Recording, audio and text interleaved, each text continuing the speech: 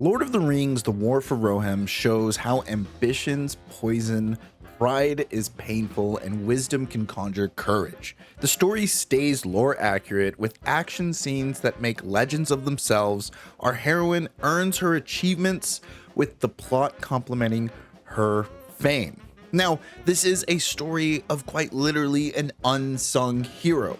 And if you might be worried about the girl boss of the whole movie with the protagonist being a woman, I think the movie does a fantastic job at showing us that she isn't super special like the live action Mulan, but more or less that her wisdom and how she works around situations by thinking and not using brute force, how other people do, get her to achieve that. Now, when I was going back and looking at critic scores, I saw it ranged around like 50%, 5 out of 10, and things of that nature. And I was like, why? I understand the writing perspective, why it might be a little bit mid-range, but not so low. But whenever you go back and you actually look at what these people are saying, you have things that seem to be just really complaining about the animation.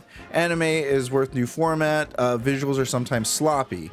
But those who've stayed invested token perhaps the thrills of comfort await. That's one of the good reviews. Gorgeous animated spectacle. But then you see right here, decided to go back to the original franchise as well. One of the biggest disappointments of the year. Nothing really, kind of just more of a feeling. And even when you look at the reviews, it's just worse art has been made. And I don't think the animation was actually that bad. Even whenever you come here and you look at the worst reviews here, bunch of cliches, and it does have cliches, but cliches that are more do so for fan service. Also, it's cliches for the genre and it fits, so it hits the beats just right.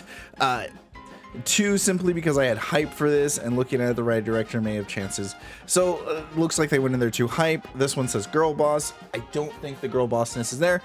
2 hours of boring. I think there's a mix between the storytelling and the action, but the storytelling is not so much focused on the psychological problems that the characters can have, therefore making the series feel slower or boring because it's mainly just exposition in order to move the plot forward. But from a consumer's point of view, this movie is actually really fun and you'll get a lot out of it. Again, with the protagonist, seeing her use her wisdom to her advantages and seeing her knowing her own weaknesses is part of the joy in watching, as all hope kind of gets taken away from everyone, because everyone at what they're strong at is what they continue to fail at, is really what makes this movie unique. Plus, it fully takes advantage of the fact that it's in the animated scope, so you get the Lord of the Rings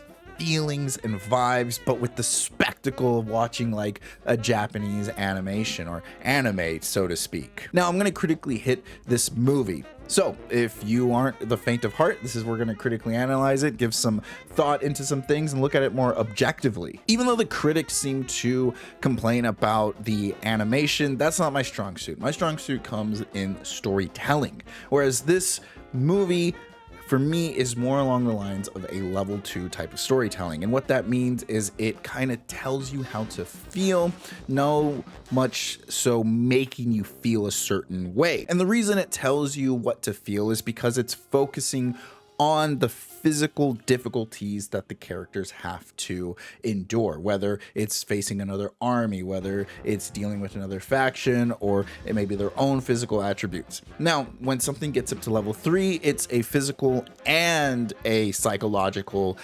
ordeal that's dealing with morals and things of that nature.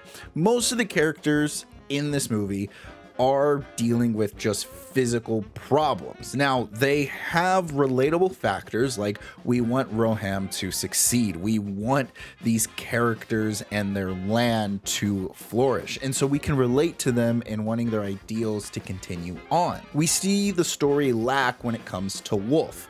We don't understand his full desires for things. Yes, we know he wants to marry. Yes, we know he wants to become king of the people of Rohirrim. But like, what does that mean to him? And why is he willing to sacrifice so much? We don't see that. What we do see is him failing over and over again and showing kind of how he's dishonorable and how he's kind of just scum. Compare that to Helm, who I think is really regarded as what you can see as a level 3 written character. The psychological principles that he stands by, where he loves his family, stands by honor, stands by strength. When someone comes into his court and disrespects him, he goes out of his way to gives them the fisticuffs, goes out and fights them mano-a-mano in front of everybody. But whenever he loses or his family is threatened, he will also hurt everyone around him, regardless if they're friends or foe. We see this when Hera gets captured and Helm puts the blame on her cousin and says, you know what, I don't care how good you've been, get out of here. Even whenever his nation or Rohirrim is under attack by a great threat and he's being warned to, hey, we can't handle this, let's go back to the keep and let's make sure everything's safe, his honor and strength take over what should be morally right for his people. And we see what he prioritizes in importance in doing so. So the situations with Helm are way more compelling, especially whenever his death is also very much a legendary thing. He's grieving over his losses of his sons, and he will go out and he will dismantle this army with his bare hands all by himself if he has to take on everyone one at a time. But then new information happens, Hera ends up out there with him, and he has to choose between his vengeance and his love. And you see those two principles clash against each other, and he still chooses to save his family, his loved ones. This turns him into not just being a relatable character, but now someone that I can step away from and understand, creating empathy, which is super powerful and which makes some of the highlights of this movie. Unfortunately, Hera isn't written as strongly as Helm is. It isn't too bad though.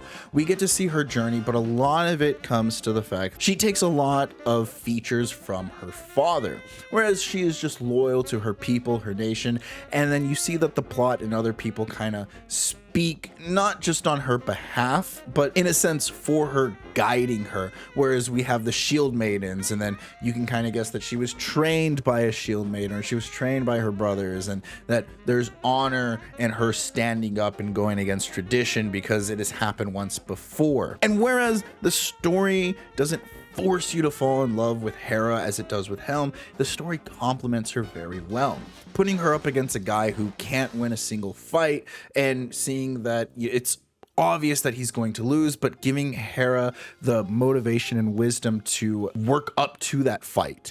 Essentially, every act we see her put up against a challenge, whether it be getting captured or going against the mammoth or having to choose to save her people or go out onto the battlefield to help her brothers. She makes decisions based off of her wisdom, based off of what she's learned from observing those around her, and they are showing us where her strength truly lies. So when we get to the third act and she goes out and she puts herself and risk herself for everyone, but she does so in a way that's a spectacle to everyone that's fighting against her, really to show like, look, yeah, I am a woman. I'm going to wear this wedding dress and I'm going to beat your commander. Doing so isn't just a girl boss moment, but almost like a psychological tactics against Wolf that completely makes sense for the character of Hera.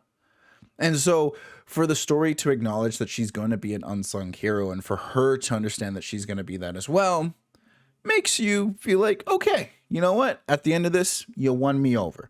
Which is why I would give Lord of the Rings, The War for Rohirrim, a 7 out of 10.